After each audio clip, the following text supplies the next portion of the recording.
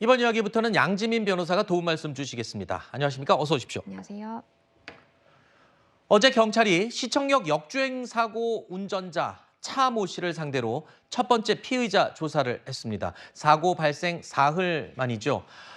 약 2시간 정도의 경찰 조사가 이루어졌었는데 이 운전자는 급발진을 재차 주장했습니다.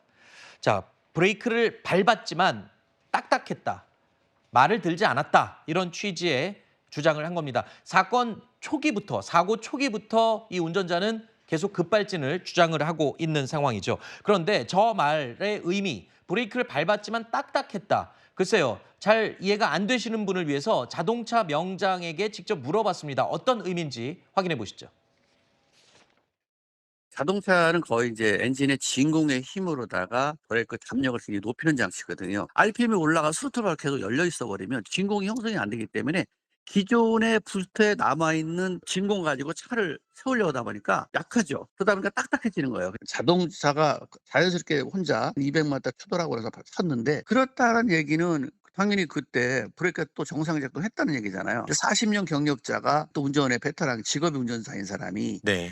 그런 속도에서 어떤 제어를 못했다는 얘기는 뭔가 정말 차에서 뭐가 문제도 있지 않았냐 생각은 음. 하는 거죠.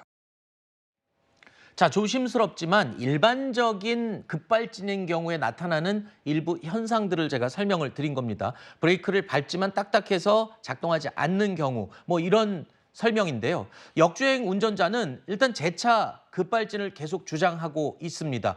하지만 경찰이 지금 중간중간 조사에서 밝히는 내용들을 보면 급발진이 아니라는 것을 의미하는 증거들도 꽤 나오고 있어요. 그렇죠. 일단 첫 번째로 생각을 해볼 수 있는 것은 CCTV에 차량이 그때 당시에 굉장히 가속을 때 찍혔는데 그때 브레이크 등이 이제 빨갛게 점등이 되지 않았습니다. 그런 부분은 일단은 내가 브레이크를 밟았다라고 했는데 정말 사고로 인해서 밟지 않은 것인지 아니면 브레이크가 오작동한 것인지 이 부분도 사실 확인이 필요한 것이고요. 더불어서 지금 EDR 분석에 따르면 일단은 90%로 이제 가속 페달을 밟았다라는 이제 기록이 남아 있는 겁니다. 본인은 브레이크를 밟았다라고 주장하지만 EDR 상으로는 오히려 가속 페달을 밟은 것으로 지금 드러나고 있기 때문에 이것도 운전자의 주장과는 조금 배치되는 부분이 있는 것이고요. 더불어서 경찰이 이제 입장을 번복한 부분이기는 한데요. 처음에 스키드 마크가 발견이 됐다라고 했다가 나중에는 이제 기름 자국이다라고 입장을 번복을 했습니다.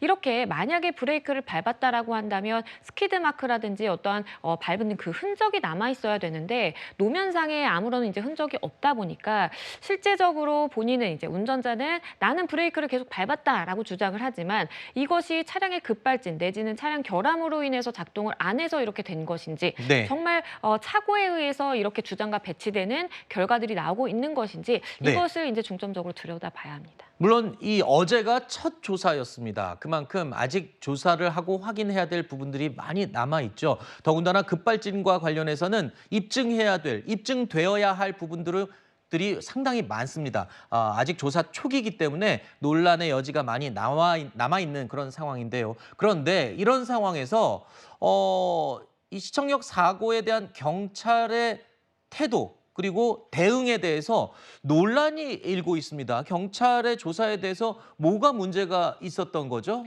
일단 두 가지로 나눠볼 수 있을 것 같습니다. 첫 번째는 앞서서 설명드린 그 스키드 마크 부분인데요. 처음에 있었다라고 했다가 없다고 이제 입장 번복을 했고요. 네. 더불어서 당시에 이제 사고가 발생했을 때 현장에서 운전자에 대한 음주 측정이 있었다라고 했는데 알고 보니까 사고가 발생한 이후 97분 만에 네. 그것도 현장이 아니라 병원으로 이송된 이후에 병원에서 음주 측정이 있었다라고 지금 알려지고 있습니다. 아니 그 왜 그런 건가요? 해명을 했나요, 경찰이? 경찰이 일단은 그때 당시에는 운전자가 굉장히 갈비뼈 골절로 인해서 호흡이 이제 불안정한 상황이었고 본인이 정말 죽을 것 같다라고 통증을 호소하는 상황이기 때문에 우리가 일반적인 음주 측정, 그러니까 이걸 호흡으로 불어야 되잖아요. 이것이 불가능한 상황이었다라고 이야기를 하고는 있는데요. 하지만 일부 또 언론 보도에 따르면 사고 발생 이후 19분 이후에 19분 정도 지났을 때 이 운전자가 지인과 통화를 했다라는 내용까지 사실 언론 보도가 나오면서 그렇죠. 말을 하고 대화를 하고 통화를 할 수 있는데 음주 측정이 불가능했다라는 것이 사실 앞뒤가 조금 맞지 않는 부분이 있기 때문에